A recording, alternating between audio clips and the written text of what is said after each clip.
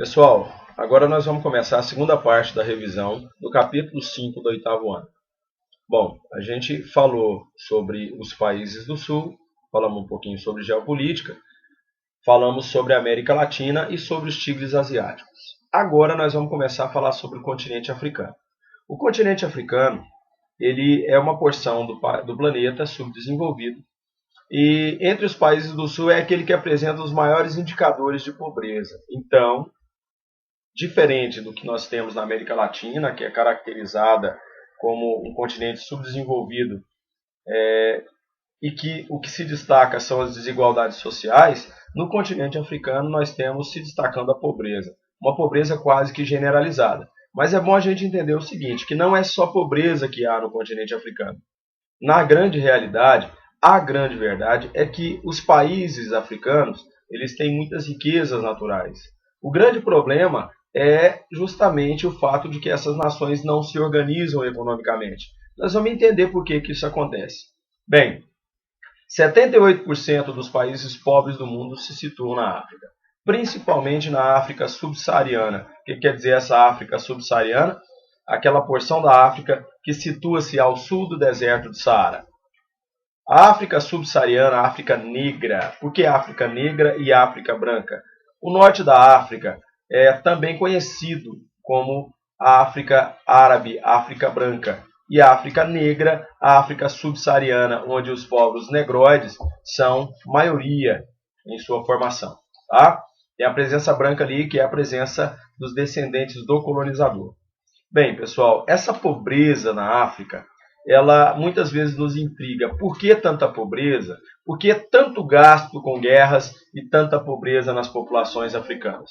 Bem, podemos dizer que a culpa da pobreza, do subdesenvolvimento do continente africano, é uma responsabilidade dos europeus. A colonização europeia, ela acontece no continente africano de modo que os africanos têm que historicamente conviver com essa realidade. Bem, a partilha colonial que acontece, feita pelos europeus, realizada pelos europeus na África, o que ela causa? Primeiro, os europeus no século XIX resolvem dividir a África, as potências europeias, vamos dizer assim, dividir o continente africano entre si. Dividir o continente africano entre si, o que eles queriam com isso? Veja só como a coisa é simples de ser compreendida. Eles resolveram, no período neocolonial, dividir a África entre eles porque o continente africano poderia oferecer as riquezas necessárias para que eles continuassem no seu processo de produção industrial. A exploração dos mercados africanos, do que fosse possível explorar. Quando dividiram o continente africano, não respeitaram, não levaram em consideração as culturas existentes naquele continente. Por não levarem em consideração as culturas existentes no continente africano, vejam só o que eles conseguem fazer. Colocar no mesmo território povos inimigos e muitas vezes quebrar a unidade de um povo muito grande, de um povo unido. Então hoje nós temos muitos confrontos, conflitos tribais no continente africano. Gasta-se com armas o que não se gasta com educação, o que não se gasta com a questão do crescimento econômico, do desenvolvimento econômico.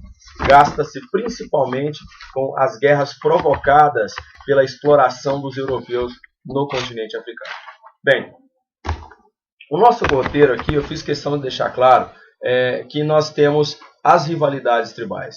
Você tem ideia de quantas tribos existem no continente africano? Quantos dialetos são falados? Quantas culturas diferentes existem ali? Agora imagine essas culturas todas sendo obrigadas a viver no mesmo território. Tá? Ainda tem deputado aí falando que é a maldição. Né? Talvez essa maldição tenha vindo na forma do subdesenvolvimento para os africanos.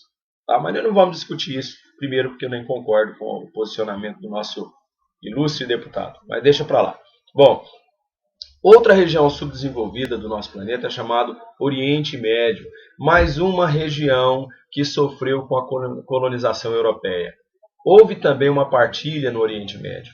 A influência das potências europeias foi intensa até o século XX, o início do século XX. Então os europeus eles também usaram e abusaram do território, de toda a área do Oriente Médio. As influências europeias foram imensas. Bom, hoje os Estados Unidos que na realidade estão na posição de grande potência exploradora do Oriente Médio. tá? A gente tem que estar sempre ressaltando o ódio, né, que surge com relação ao Ocidente por parte dos povos árabes, não é isso? Porque eles atribuem todos os problemas que ocorrem, que existem no Oriente Médio, com relação digamos, aos ataques, às violências promovidas contra a cultura árabe, eles simplesmente culpam o Ocidente. E o grande demônio do Ocidente são os Estados Unidos da América. Tá bom? Então, bem, o Oriente Médio, a gente sabe que nós estudamos a história, ele foi palco para a existência de dois grandes impérios, o Império Otomano e o Império Persa. Esses impérios que tiveram um fator unificador, a cultura árabe, o islamismo, né? Religião muçulmana, o islamismo. O Islã, que na realidade baseia-se na Sunna e principalmente no Alcorão, para os mais fundamentalistas principalmente, mas é interessante a gente citar que, assim como as demais religiões, o islamismo também prega a tolerância, o amor, a paz, e diferente do que as pessoas pregam, do que a mídia sempre está colocando aí, que eles são intolerantes. Não, eles são tolerantes também. Existem os fundamentalistas, existem os radicais religiosos. E a gente não pode dizer que no cristianismo nós não temos também os nossos radicais religiosos. É isso? Bom, é interessante a gente estar dizendo o seguinte, que vários estados artificiais também foram criados por influência dos europeus em pleno Oriente Médio. A gente pode citar, por exemplo, gente, olha só, a Arábia Saudita. A família Saud recebeu, foi de presente, uma área do deserto para simplesmente criarem um país.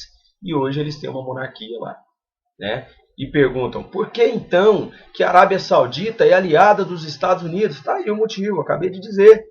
É aliada dos países europeus. Um país que surgiu de um pagamento de favores, uma dívida. Nossa, a família Saud nos ajudou tanto, então vamos dar um pedaço de deserto para eles e eles vão constituir uma nação. Tá? Então, além da Arábia Saudita, outros estados artificiais, outras pátrias artificiais surgiram. Um dos exemplos que eu posso citar é o Kuwait. Gente, o Kuwait, que quando a gente vê o mapinha do Kuwait, vê o Iraque ali, o Iraque, gente, ficou cercadinho. O Kuwait, ele não tem uma grande saída, uma grande passagem para o mar. Não é isso? Olha só, o Iraque não tem essa passagem para o mar. E o Kuwait, ele funciona como se fosse a tampa do gargalo. Praticamente fecha a saída para o mar, a passagem para o mar que os iraquianos tanto precisam, tanto sonham com ela ter novamente. Claro, se tivesse anexado na Primeira Guerra do Golfo o Kuwait, ficariam de lambuja também com o petróleo kuwaitiano. Tá? Bom, a rejeição ao Ocidente, eu gostaria que você se lembrasse que existe mesmo por parte da cultura árabe no Oriente Médio. Bom, bem, dando continuidade aqui, outra região, sul da Ásia. O sul e o sudeste da Ásia, a gente tem que estar sempre citando as características dessas duas regiões. Bom, quando eu falo do sul da Ásia, eu menciono sempre as questões religiosas mais citadas pelos meios de comunicação atualmente. Dois conflitos religiosos, dois conflitos intensos. Um entre a Índia e o Paquistão, o outro entre China e Índia. Gente, outro barril de pólvora. A gente chama o barril de pólvora o Oriente Médio. Mas essa região também é uma região palco de muitos conflitos. Bem, a gente tem a região entre a Índia e o Paquistão, a região da Caxemira, não é isso? Gente, Índia e Paquistão, duas nações que acredita-se que tenham armamentos nucleares. Depois, Índia e China, outras duas nações.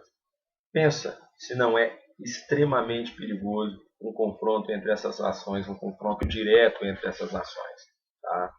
Bom, o sul da Ásia ele é lembrado na história como as Índias. Lembra-se? Vasco da Gama, as Índias. Tá? As Índias, quando se buscava o caminho das Índias, buscava-se a região do sul da Ásia.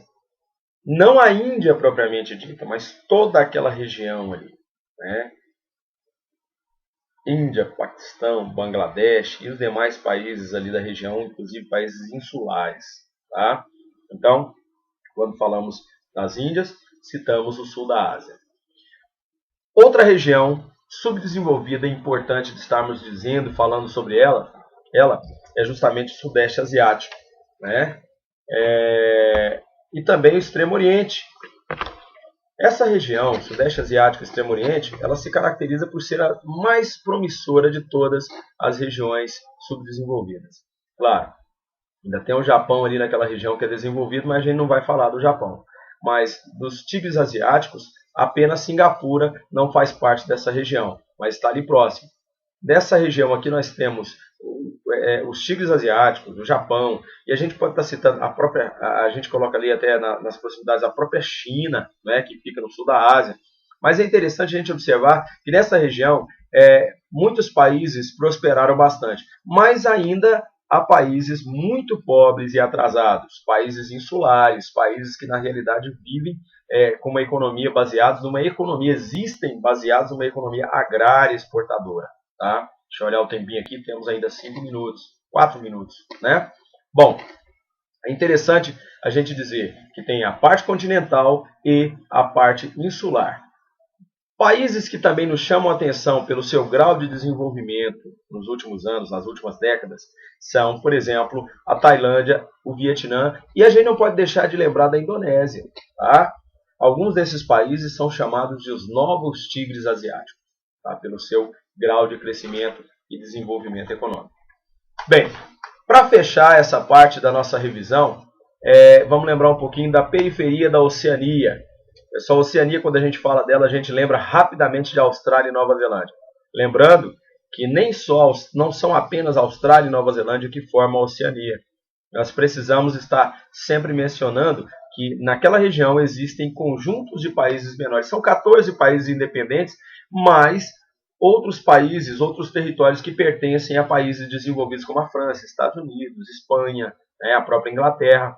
Mas vamos destacar 3 grupos ali na Oceania. Melanésia, Ilhas dos Negros, nós vamos falar posteriormente sobre isso. Polinésia, conjunto formado por várias ilhas, tá? E a Micronésia, o conjunto formado por ilhas pequenas. A gente vai estar estudando essa região da Oceania, da periferia da Oceania, com um pouco mais de atenção. Lembrando, a Austrália e Nova Zelândia não fazem parte dessa periferia, ok? Então, um abraço para você e a gente se encontra daqui a pouco na revisão do capítulo 6. Até mais.